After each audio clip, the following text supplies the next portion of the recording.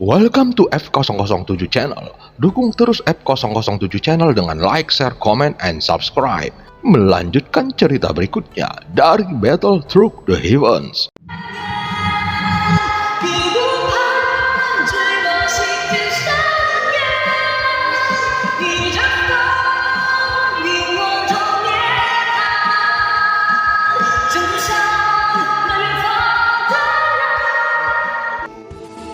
Selamat beraktivitas dan terima kasih atas dukungannya selama ini. Semoga semua sobat F007 selalu diberikan kesehatan dan rezeki yang berlimpah. Amin ya robbal alamin. Pada part sebelumnya, Xiaoyan menggunakan kekuatan tubuh fisik dewa asli untuk menghadapi Qimi. Namun dia masih kesulitan melawannya. Hingga dia menumbuhkan tubuh fisiknya menjadi sekitar 2000 kaki. Namun sosok Qimi hanya memandangnya dengan dingin.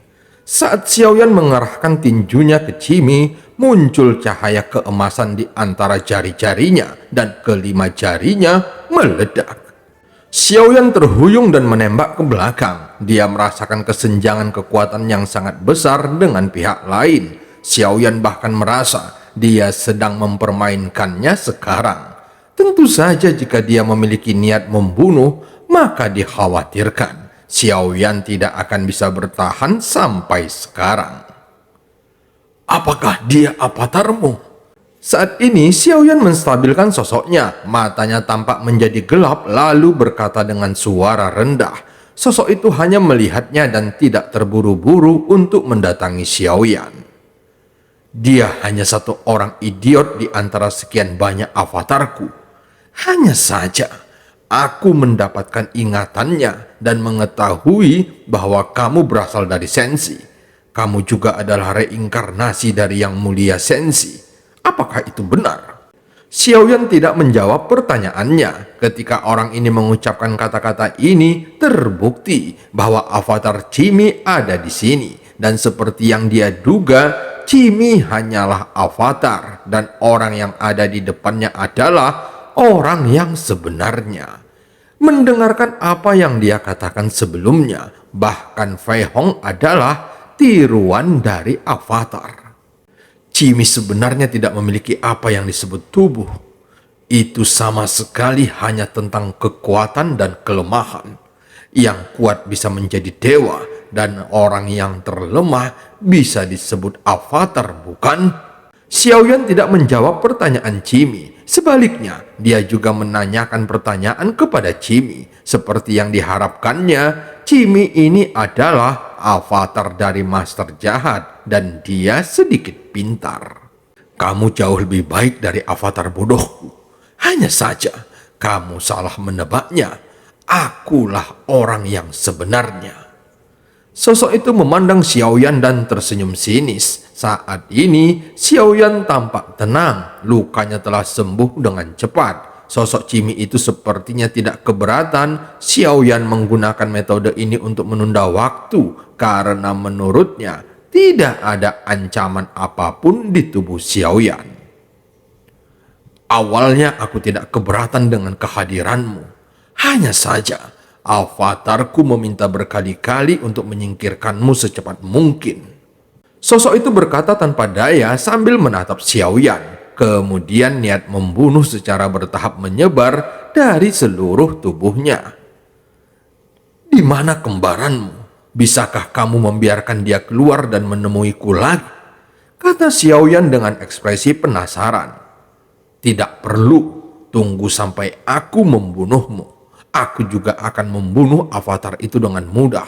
Kalian berdua akan berjumpa dalam perjalanan menuju reinkarnasi. Setelah selesai berbicara, dia perlahan mengangkat tangannya. Tampak kelima jarinya diarahkan ke Xiaoyan. Kemudian terdengar suara mendesing dan cahaya dingin yang tak terhitung jumlahnya mulai bersinar cemerlang. Dengan tubuh Xiaoyan yang besar, maka akan sulit untuk menghindarinya. Saat ini, Xiaoyan hanya bisa mengandalkan kekuatan guntur yang ekstrim dan membiarkan sosok besarnya menjauh seketika. Namun rangkaian aksi ini masih sedikit janggal. Meskipun tubuh dewa asli dapat menggandakan kekuatan tubuh fisik Xiaoyan, namun di saat yang sama, kerugian kecepatan yang dibawa oleh tubuh besar juga terlihat jelas.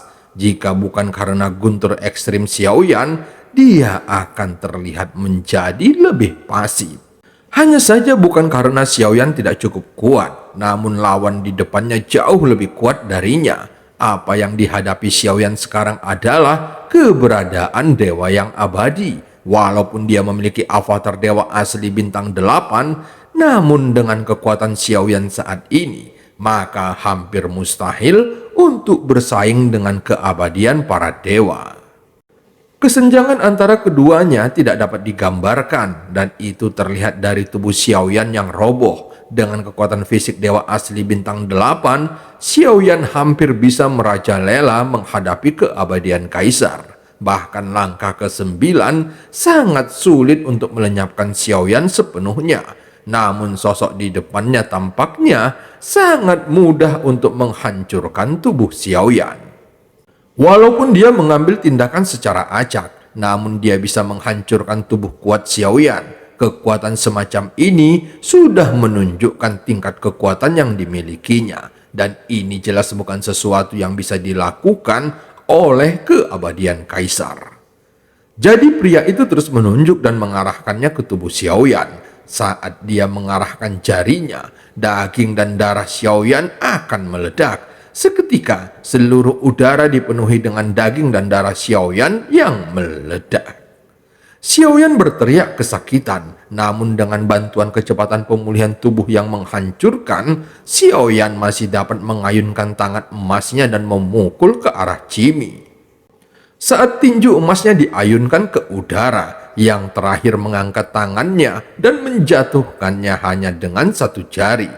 Terlihat jari yang sama besarnya mengembun tepat di udara, membawa angin dan kekuatan yang menakutkan. Itu baru saja bertabrakan dengan tinju Xiaoyan dan menghilang. Segera suara-suara keras muncul dari sisa kekuatan tabrakan antara keduanya yang membentuk efek kejut dan tersapu ke puncak gunung tempat mereka berada. Dan itu langsung hancur berkeping-keping. Saat ini puncak gunung yang berdiri di sekitar keduanya termasuk Istana Zi telah rata dengan tanah. Di bawah benturan jari raksasa dan tinju Xiaoyan, tiba-tiba seluruh tubuh Xiaoyan stagnan. Xiaoyan menggertakkan gigi dan menggunakan seluruh kekuatannya untuk terus bertabrakan dengan satu jari itu. Pada saat ini, Xiaoyan merasakan kesenjangan kekuatan yang sangat besar, dan kesenjangan ini sulit untuk dijembatani. Tidak peduli bagaimana situasi Sensi saat ini, dan apakah ratu baik-baik saja sekarang. Yang ada, Xiaoyan tahu bahwa kekuatannya masih jauh dari cukup. Saat terakhir kali kembali ke Sensi dari alam Suanyin, dia menaklukkan aliansi Dewa Petarung. Kali ini ketika dia kembali, dia akan menghadapi dunia Taisu yang memiliki pasukan sangat besar dan kuat. Tanpa kekuatan keabadian para dewa, aku bahkan tidak memiliki kualifikasi untuk menghadapinya. Xiaoyan bergumam di dalam hatinya, dan segera dia meraung mencoba yang terbaik. Namun sulit baginya untuk menghilangkan kekuatan jari raksasa ini. Saat berikutnya, 5 jari Xiaoyan mengeluarkan bunyi klik seperti suara retakan di dalamnya. Meski begitu, Xiaoyan tetap tidak mundur dan tinjunya masih bergetar hebat. Walaupun kamu tahu kamu kalah, tetapi di hatimu tidak ada niat untuk mundur sedikit pun. Jimmy mendengus dingin. Saat ini, sebagian besar cahaya keemasan di tangan Xiaoyan telah menghilang. Namun jari Jimmy masih tidak bisa digoyangkan sedikit pun. Saat berikutnya, kepalan tangannya sudah tidak berbentuk lagi. Daging dan darah di kepalan tangan besar itu sepertinya tidak mampu menahannya. Segera, daging dan darahnya roboh lalu meledak yang memperlihatkan tulang padat di dalamnya. Namun meski begitu, Xiaoyan masih menggertakkan gigi dan tidak pernah bergeming. Kamu tahu bahwa semua yang kamu lakukan sekarang sia-sia. Di mataku, kamu seperti semut. Kesenjangan kekuatan di antara kita terlihat jelas. Tidak peduli cara apa yang kamu gunakan, dan tidak satu pun dari keterampilanmu yang bisa melawanku. Jimmy mencibir dengan ekspresi jijik di matanya dan terus memandang Xiaoyan yang masih bersikeras. Jarinya menekan ke depan lagi. Kemudian tinju Xiaoyan langsung meledak. Segera jari raksasa itu jatuh lagi memukul dada Xiaoyan yang menyebabkan tubuhnya jatuh dari udara ke tanah.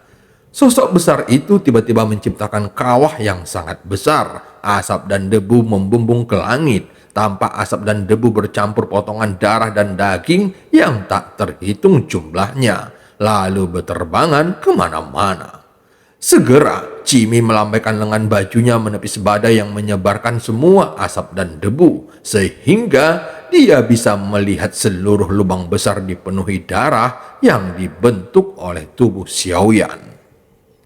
Jarinya ingin menghancurkan seluruh tubuh Xiaoyan lagi. Untungnya sekarang tubuhnya yang besar sudah menghilang. Saat ini Xiaoyan berada di dalam lubang yang besar. Meski sosoknya yang besar tampak tidak berguna, namun setidaknya dia sudah mencoba yang terbaik. Saat ini tubuh Xiaoyan telah berubah menjadi seukuran manusia normal dan dia pingsan dalam genangan darah. Xiaoyan membuka matanya dan sepertinya dia sudah lama sekali tidak bernafas. Namun dia tidak merasa begitu dekat dengan kematian.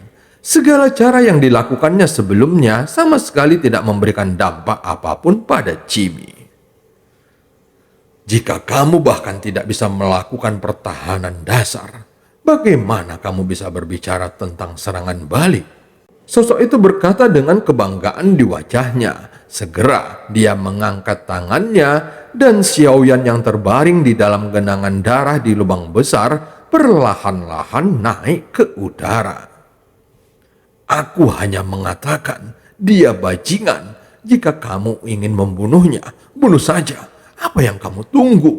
Tiba-tiba Jimmy mendengar suara avatar Jimmy di benaknya. Segera sosok Jimmy ini memandang Xiaoyan dan dia perlahan mengangkat tangannya. Reinkarnasi yang mulia dan reinkarnasi master jahat macam apa ini? Tidak masalah siapa kamu. Bahkan klan Jimmy pun tidak akan menganggapmu serius. Sekarang kamu harus mati. Dan cerita pun berakhir. Sampai ketemu di part selanjutnya.